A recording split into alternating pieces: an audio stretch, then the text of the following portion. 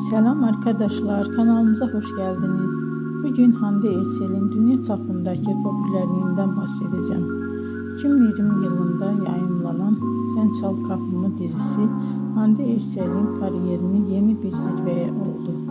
Dizide Eda Yıldız karakterini canlandırdı ve bu rol milyonlarca izleyici tarafından sevildi. Dizi kısa sürede Türkiye'nin dışına yayıldı ve birçok ülkede yayınlandı. Böylece Hande Erçel uluslararası bir televizyon yıldızına dönüştü. Aynı zamanda sosyal medyada da büyük bir popülerliğe ulaştı.